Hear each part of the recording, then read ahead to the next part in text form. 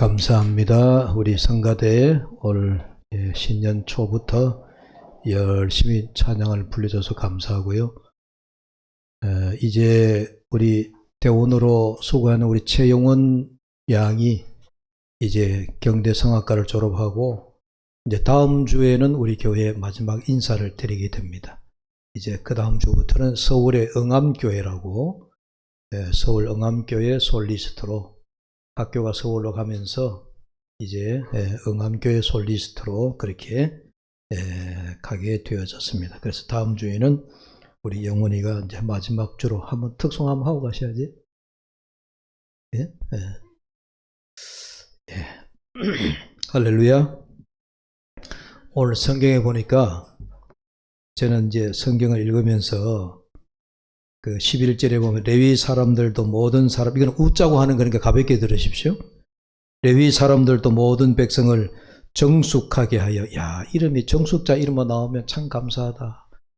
우리 성도들 중에 이름이 정숙이 있으면 야, 내 이름이 성경에 나왔네. 다음 주 감상금 해야 되죠, 그죠? 우리 성경에 보면 나는 시편을 읽을 때 우리 이성실 집사님 생각을 많이 해요. 성실한, 우리 성실 이름이 또 성경에 얼마나 많이 나오는지. 참 성함이 좋으시다. 이름이 나올 때마다 감상금 해야 돼. 저는 이게 감상금 하고 내 이름이 안 나와요. 그런데 나는 베드로 이름을 읽다가 성경 베드로 이름이 나오면 나는 감상금 해. 왜? 베드로가 반석이잖아요. 내 사촌이거든. 네.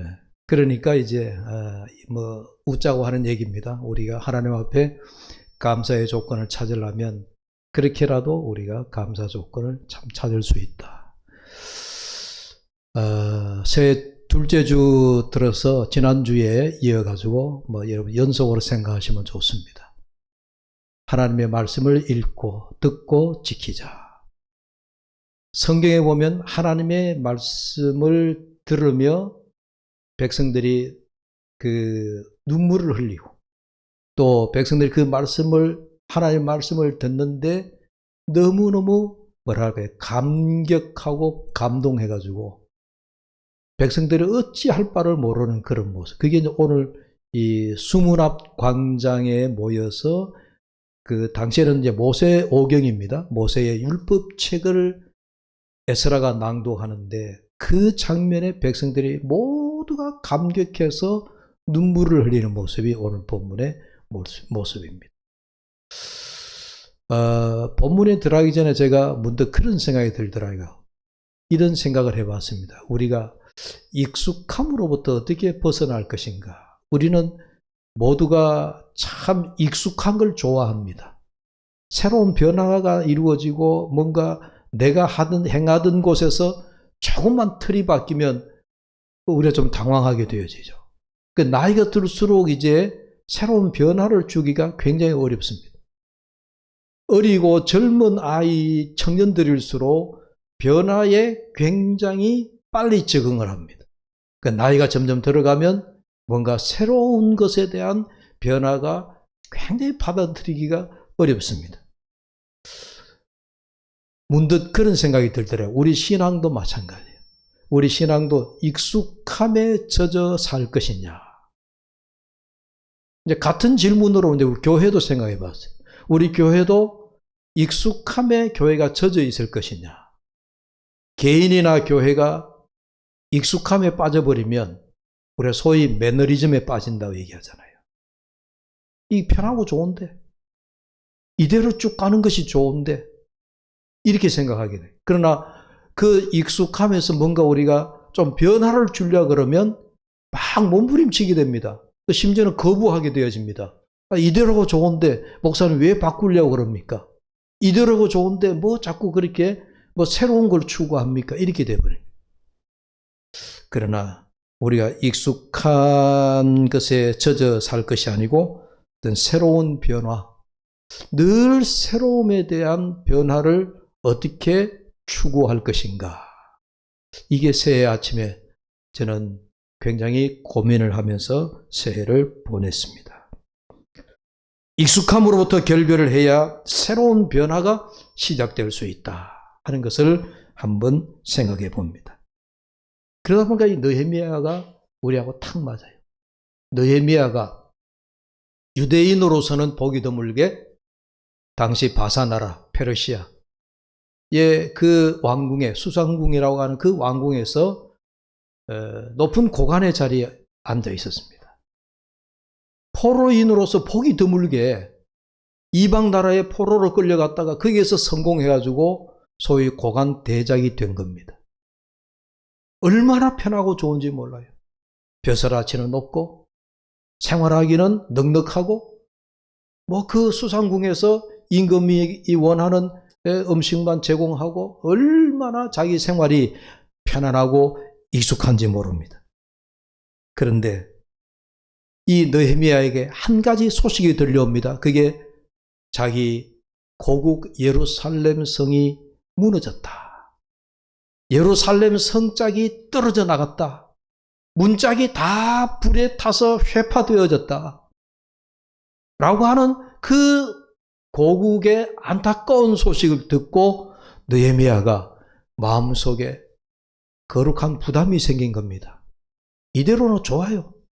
이방 나라지만 수산국에 고관 대작으로 살아가는 것이 날마다 배불리 먹고 소위 우리말로 등 따쓰고 배부른 그런 일상의 생활이 느헤미야에게는 너무도 익숙한 겁니다. 너무도 편한 겁니다. 그런데 그 느헤미야의 양귀에 들려온 하나님의 말씀이 사람들을 통하여 들려온 소식이 너의 고국 예루살렘 성이 무너졌다. 너의 예루살렘 성이 회파되어졌다. 백성들이 궁핍함에 굶주리며 살아가고 있다. 라고 하는 그 안타까운 고국의 소식을 듣고 느헤미야가 울면서 금식하면서 하나님 앞에 기도합니다. 하나님, 아마 느헤미야가 기도 내용은 구체적으로 나오고 있지는 않지만 울면서 금식했다라고 하는 느헤미야 기도를 우리가 충분히 생각해 볼 수 있잖아요. 나는 지금 등 따스고 배부릅니다. 내 생활은 너무도 지금 익숙하고 편안하고 좋습니다. 그러나 내 고국 예루살렘을 생각하니 이 나의 익숙함이, 나의 편리한 이 생활이 하나님 마음에 너무 부담이 됩니다. 그러면서 왕에게 나아가서 나를 유다 나라의 총독으로 보내주십시오. 유다 나라를 지도할 수 있는 임시 총독으로 보내주십시오. 라고 간청해가지고 당시 아닥사스다 왕으로부터 그 허락을 받고 총독이라고 하는 직책을, 그 직책을 부여받고 자기 고국으로 돌아가는 거예요.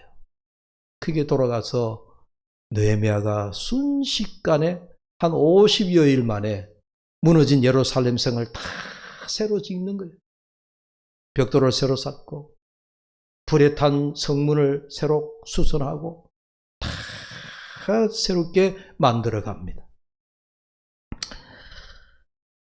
우리가 철학자 키에르 게고르가 사람에게 동물을 빗대서 세 가지 유형이 있다, 그렇게 얘기합니다. 거미와 같은 사람, 두 번째는 개미 같은 사람, 세 번째는 꿀벌 같은 사람.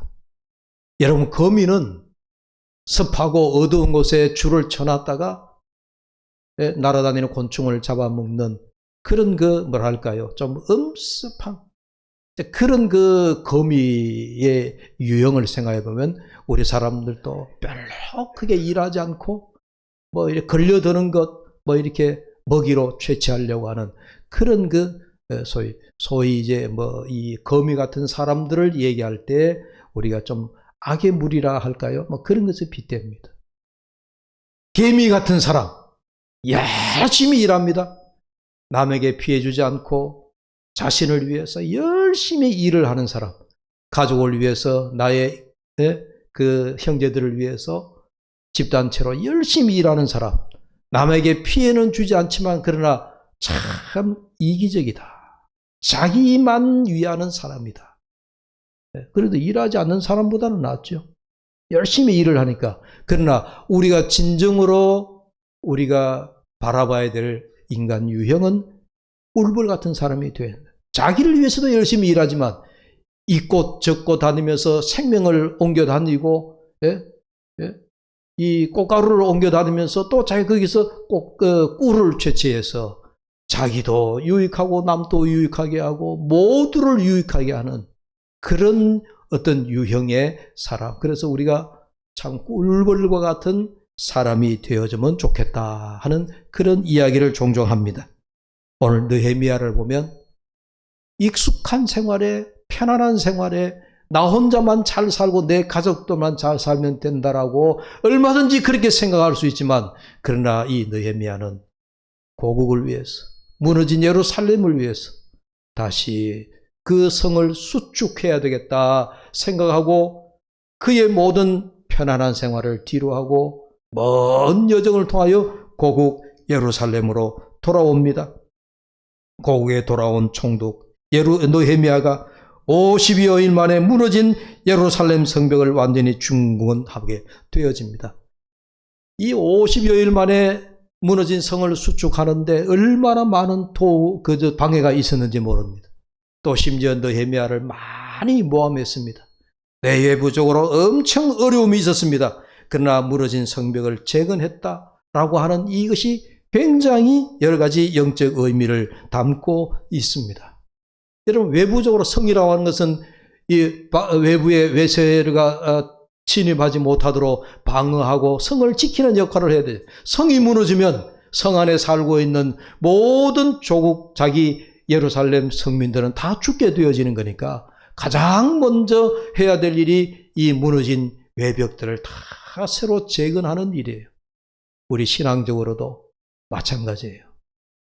우리가 외부로부터 오는 여러 가지 세상적인 유혹들, 이런 것들을 우리 영적인 의미에서 예루살렘 성을 그 수축해야 하는 것처럼 우리가 이런 그 외부의 악한 영으로부터 막기 위해서는 우리가 든든히 서야 됩니다. 파수해야 됩니다. 성을 지켜나가야 됩니다.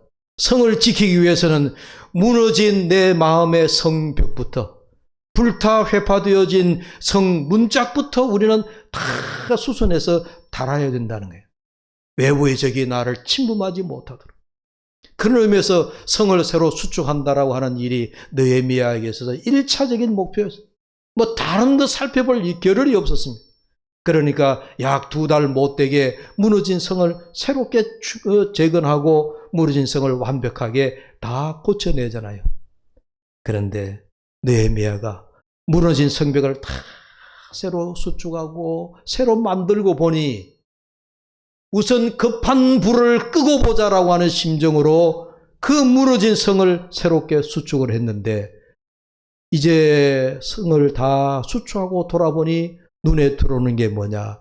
백성들의 무너진 심령이었어요. 백성들의 그 갈급해하는 심령이었어요.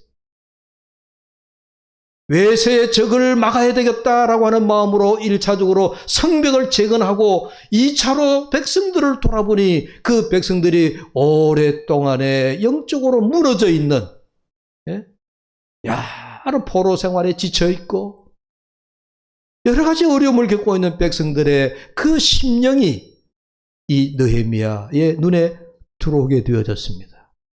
그래서 느헤미야가 무너진 성벽을 재건하는 일도 중요하지만 이제는 성 안에 살고 있는 이 예루살렘 백성들, 심령이 무너지고 영적으로 갈급해하고 있는 이 백성들의 마음을 보듬어주는 일이, 이게 중요한 일이구나. 그래서 당시 제사장 겸 학사인 에스라를 불러서 하나님의 말씀을 가지고 와라. 하나님의 율법책을 들고 와라. 이 율법책을 통하여서 이 무너진 백성들의 심령을 다시 불러일으켜야 되겠다. 그래서 학사 에스라를 불러서 하나님의 말씀을 봉독하게 하는 거예요. 그게 오늘 본문의 내용이에요. 여러분, 느헤미야가 백성들을 수문 앞 광장으로 모이라 얘기합니다. 오늘 본문 2절을 함께 보시죠. 2절의 말씀을 봅니다. 7째 달 초하루에 제사장 에스라가 율법책을 가지고 회중 앞 곧 남자나 여자나 알아들을 만한 모든 사람 앞에 이르러. 지금 수문학 강좌에 모여있는 사람들을 한번 보십시오. 남자나 여자나 말귀를 알아들을 수 있는 사람들은 어린아이로부터 남자나 여자나, 당시에 여자들은 이 회합에 잘 나오질 않았거든요. 근데 남자도 여자도 어린아이, 우리 오병이어에 보듯이 남자나 여자나 수에 넣질 않는데, 여기에 보면은 어린아이로부터 남자고 여자고 할 것 없이 모두 수문학 강장에 다 모여라 그랬대요. 우리 한국교회가, 초대교회 교회가 한참 부흥기 때에 여러분 집회에 가면 엄마들이 등에 아이를 업고 앞에는 안고, 옛날에는 집안에 아이들이 많았으니까 안고 업고 손에 잡고 아이들을 3명 4명 다 데리고 성전에 와서 마룻바닥에 앉혀놓고, 아이들이 자면도 불구하고 자든 말든 목사님의 부흥 강사에 설교를 듣게 하고 부흥 집회에 나와서 기도하게 하고, 그게 우리 한국 초대교회의 모습이에요. 우리 교회 초대사에 보면 그런 내용들이 많이 나와요. 부녀자들이 아이들을 업고 어린아이들을 손잡고 부흥 집회에 나와서 말씀을 듣는, 또 그림의 내용들 보면 그런 게 많이 있어요. 부녀자들이 혼자 오는 게 아니에요. 아이들도 집에 홀로 놔놓을 수도 없으니까. 아마 그런 광경, 우리 한국 초대교회의 부흥기 때, 부흥 집회 때 그 모습을 여러분들이 상상해 보면 짐작이 갈 거예요.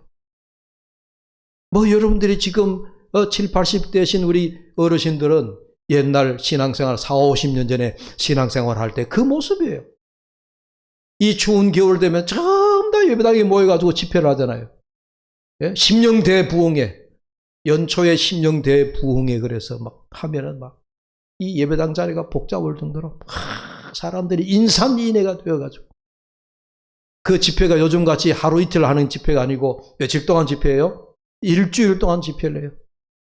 요즘같이 저녁 집회만 하는 것이 아니고 새벽부터 시작해서 낮 집회, 저녁 집회, 그러다가 저녁 집회는 밤 11시, 12시까지 집회하는 그런 모습들이에요. 지금 느헤미야 총독이 성벽을 재건하고 난 이후에 온 백성들을 다 불러 모았다. 근데 어린아이, 남자, 여자, 알아들을 수 있는 자는 모두 수문 앞 광장에 모이게 했고, 거기에 에스라 학사를 초빙해가지고 모세 율법을 낭독해 하더라. 외부 환경은 좋아졌습니다. 성벽은 다 재건되어졌습니다. 성벽을 재건하고 나니 백성들의 무너진 심령을, 요즘 말하면 말씀 부패라, 부흥이라 그럴까요? 심령 부흥이라 그럴까요? 그런 역사가 지금 일어나고 있는 거예요. 여러분, 우리 사람들의 마음은요, 이상해. 우리 초대 60년대, 70년대 가난하고 못 살 때에는 우리 신앙 선배들이 가장 이렇게 한기가 되면은 성전에 모여서 기도하고, 누가 시키지 않아도 돌아가면서 성경을 읽고 그러면서 말씀을 사모한 때가 있었습니다. 그러나 2000년대가 되면서 우리가 국민소득이 3만 불 넘어가면서부터 이제 우리 백성들이 뭐라 할까요? 긴박한 게 별로 없잖아요.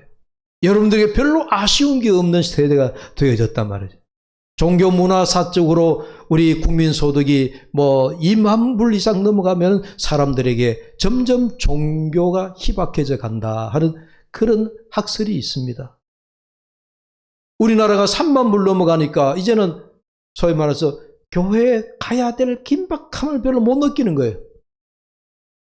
못 살 때는 그저 성경 나와서 엎드려 실컷 기도하고 기도하면서 울고 울부짖고 가면은 일단은 내 마음에 카타르시스가 일어나요. 시원해져요. 기도를 외치고 눈물로 부르짖고 돌아가고 나면 또 가서 한 주간 살고 또 힘을 얻고, 그러다가 삶이 너무 고단하고 힘드니까 또 다음 주일날 성전에 나와서 울부짖고 기도하고 돌아가고, 그렇게 해서 우리 어머니 아버지들이 신앙을 지켜오고 오늘까지 온 것이 사실이에요. 그러나 지금 이제 우리가 살 만큼 되어졌죠. 전부 다 이제는 좀 뭔가 우리 생활에 익숙해져 가죠. 편안함이 있죠. 누가 뭐라 그래도 이제는 우리가 다 그런 자리에 와가 있습니다. 그러다 보니까 우리의 이 자신의 신앙이 무너지기 시작합니다. 우리 자신의 내면이 무너지는 거예요. 결국은 우리가 하나님 앞에 돌아가야 할 것은 말씀인데 말씀에 갈급함이 없어요. 제가 40대 중반에 만난 의사분 중에 한 사람이 그 이후에 경북대학교 병원에 부원장을 지내다가 이제 은퇴하고 퇴직을 했는데 그분과 만나서 식사를 하며 얘기를 나누는 중에 그때 그 집사님이 이제 은퇴를 한 4, 5년간 앞두고 있을 때 그런 얘기를 하더라고요. 목사님, 내가 그동안 의사로서 열심히 살아왔고 열심히 내 전공 분야의 1인자가 되기 위해서 수백 편의 논문도 쓰고 여기까지 왔는데 이제 은퇴를 앞두고 보니 내 책상 위에 남는 것은 항상 의학 서적이 내 책상에 가득했는데 그 의학 서적 옆에 평생을 성경을 두고 함께 있어 왔는데 이제는 내 책상에 마지막에 남는 것은 이 성경 한 권뿐입니다. 제가 목사이지만 그 평신도 의사 집사님이 내 은퇴 후에 내 책상 서재에 마지막으로 남아야 할 것은 이 성경 한 권뿐입니다 하는 그 말을 듣고 제가 굉장히 감동이 되었어요. 10년이 20년이 다 돼가는데도 제가 말씀에 대한 설교를 준비하면 그 집사님이 했는 이야기가 새록새록 내 마음에 하나님께서 하시는 말씀을 들려줘 오는 겁니다. 결국 우리에게 마지막에 남는 것은 내가 의사이든 내가 변호사이든 내가 세상에 내놓을 만한 그런 자리에 있었다 하더라도 결국은 내 책상 위에 마지막으로 남아서 나를 끝까지 죽음 앞으로까지 이끌고 갈 것은 이 하나님의 말씀 성경 한 권뿐이다. 여러분, 이 말씀이 오늘 우리들의 손에 어떻게 들려져 왔느냐? 여러분, 성경이 너무 익숙합니까? 여러분, 성경이 여러분들에게 너무 익숙해져서 여러분이 성경이 뭐랄까요? 다른 책과 똑같이 읽어집니까? 아닙니다. 이 하나님의 말씀인 성경이 오늘 내 손에 들리기까지는 수많은 순교자들이 또 수많은 성경 번역가들이 그런 그 번역의 역사를 통하여서 오늘 이 귀한 하나님의 말씀이 내가 알아듣기 쉽고 내가 볼 수 있는 이 한글어 성경이 네 손에 들려져 있는 겁니다. 오늘 학사 예슬아가 수문 앞 광장에서 하나님의 말씀 율법책을 낭독할 때는 이런 게 아니었어요. 어려운 하나님의 말씀 히브리어로 된 거. 우리들 같이 평신도들에게는 감히 하나님의 말씀을 손에 잡아볼 수도 없는 그런 두루마리로 되어진 파피루스라고 하는 두루마리로 되어진 하나님의 말씀을 이런 책도 아니고요. 보자기 같은 곳에 둘둘둘둘 말아서 그걸 펴면서 한 글자 한 글자 읽어 내려가던 그래서 하나님의 말씀 한 글자 한 글자가 너무너무 소중하게 보여지는 그때이잖아요. 백성들이 이 말씀을 1년에 한 번 볼까 말까 한 말씀이에요. 백성들이 이 말씀을 1년에 한 번 들을까 말까 한 그런 말씀이더라는 얘기예요. 그런 하나님의 말씀을 오늘 우리는 내가 너무 익숙해서 내가 보지 않는 거죠. 그렇죠? 여러분, 새로운 것이다 생각하고 말씀을 읽기를 바랍니다. 읽어야 됩니다. 하나님의 말씀을 읽으셔야 됩니다. 아모스 8장 1절에 보니까 11절에 보니까 주 여호와의 말씀이니라. 보라, 날이 이르리라. 내가 기근을 땅에 보내리니 양식이 없어 주림이 아니며 물이 없어 가람이 아니요 여호와의 말씀을 듣지 못한 기갈이라. 하나님의 말씀을 듣지 못하여 우리가 배가 고프고 목이 마르다라고 하는 이야기입니다.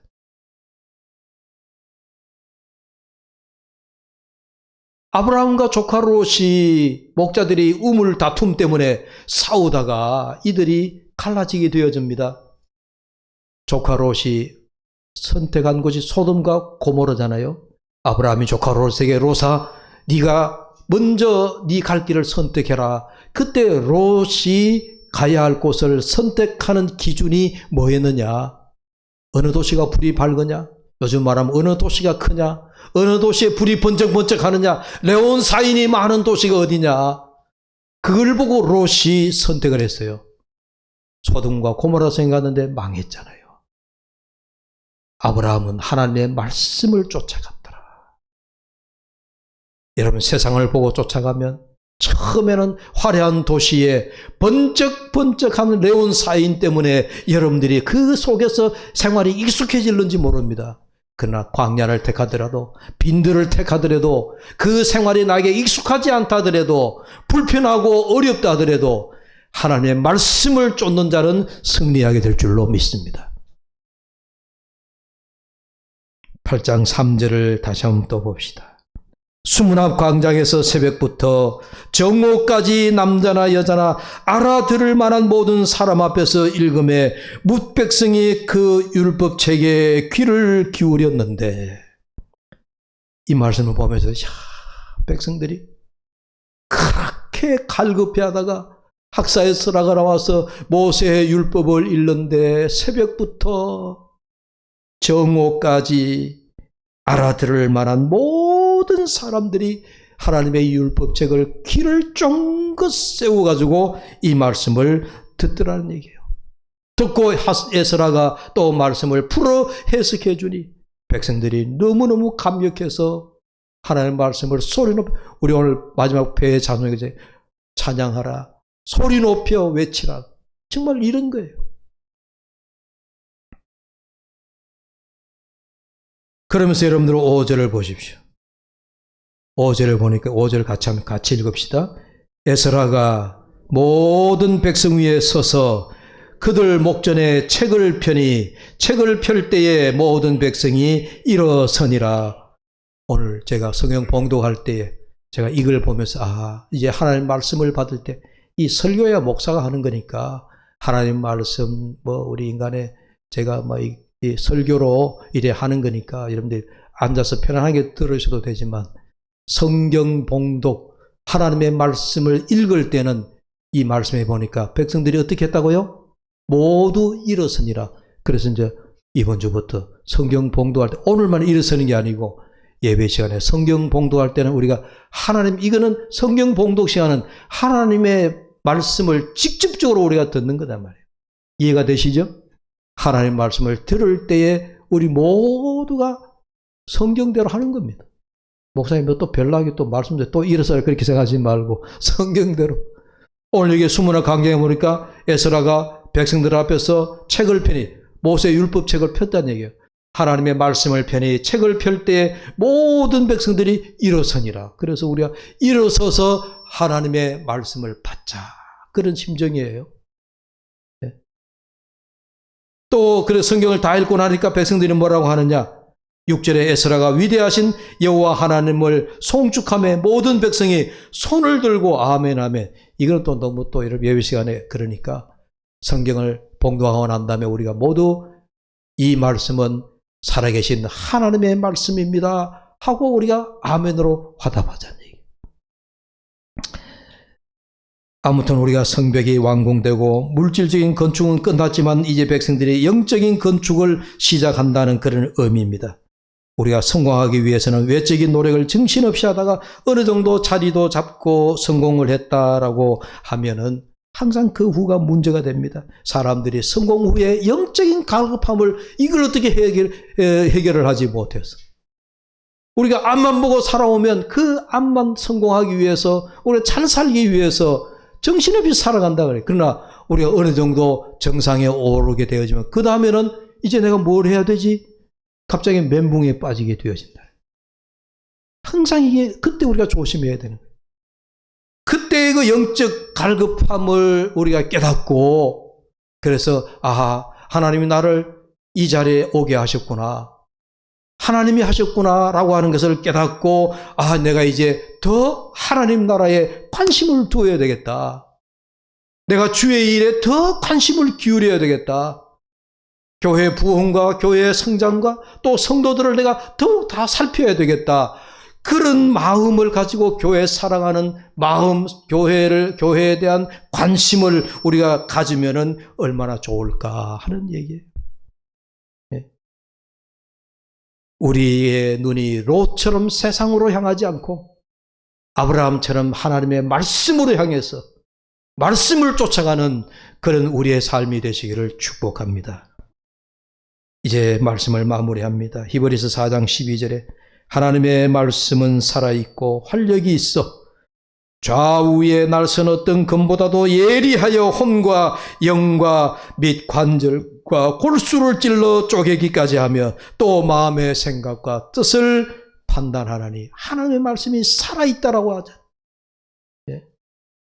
하나님의 말씀이 살아있다라고 하지 않습니까? 살아서 우리 가운데 역사한다라고 말씀하지 않습니까? 오늘 내 영이 사는 방법은 하나님의 말씀이 내게 오는 길입니다. 그리고 그 말씀을 받는 길입니다. 말씀대로 살아가는 겁니다. 올 한 해 이 말씀을 붙들고 말씀을 우리가 의지해서 말씀대로 말씀을 지키며 살아가는 저와 여러분 되시고 조금이라도 익숙한 생활에 여러분들이 나태에 빠지지 않고 불편하더라도 익숙하지 않더라도 새로운 도전으로 하나님 앞에 나아갈 수 있는 저와 여러분 되시기를 축복합니다. 기도합시다. 하나님 아버지 감사합니다. 오늘 또 하나님의 말씀을 쫓아가기 위하여 새로운 다짐을 다져봅니다. 하나님 말씀이 우리의 거울입니다. 말씀 앞에 우리가 죄인임을 고백할 수 있습니다. 말씀이 나를 새롭게 할 수 있습니다. 나의 익숙하고 편안함을 추구하는 자리에서 말씀은 개혁하고 도전하게 합니다. 말씀은 개혁의 기준입니다. 변화의 기준입니다. 새로움의 기준입니다. 교회를 교회되게 하는 기준도 말씀인 줄로 믿습니다. 이 말씀을 쫓아 올 한 해도 승리하며 살아가게 하여 주시옵소서. 예수님의 이름으로 기도하옵나이다. 아멘. 546장입니다.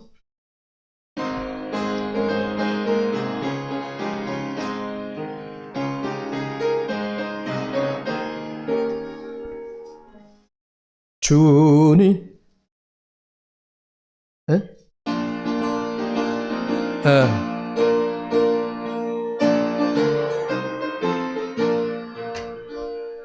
주 약속하신 말씀 위에서 영원토록 주를 찬송하리라. 소리 높여 주께 영광 돌리세. 약속 믿고 굳게 서리라.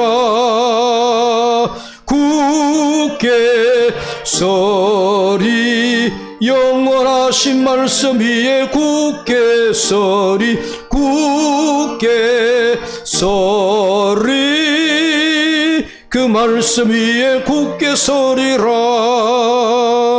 주님 약속하신 말씀 위에서 세상 염려 내게 엄습할 때에 용감하게 힘써 싸워 이기며 약속 믿고 굳게 서리라. 굳게 서리. 영원하신 말씀 위에 굳게 서리. 굳게 서리. 그 말씀 위에 굳게 서리라. 주님 약속하신 말씀 위에서 영원하신 주의 사랑이 믿고 성령으로 힘써서 이기며 약속 믿고 굳게 서리라. 굳게 서리.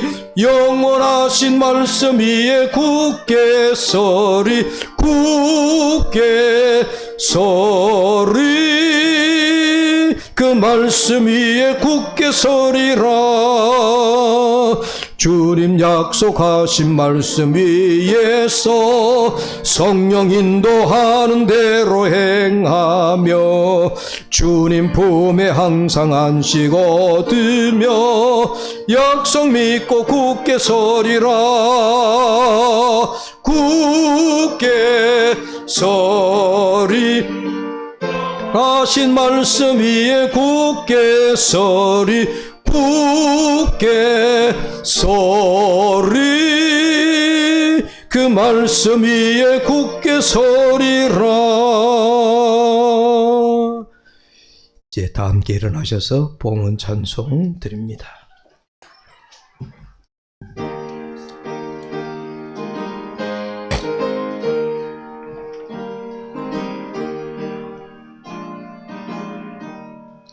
내게 있는 귀한 것을 주님 앞에 다 바쳐도 주님 주신 큰 사랑에 부족할 것뿐입니다.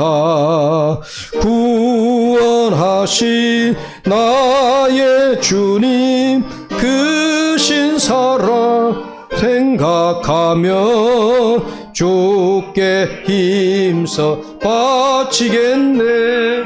아까울 것 무엇이랴.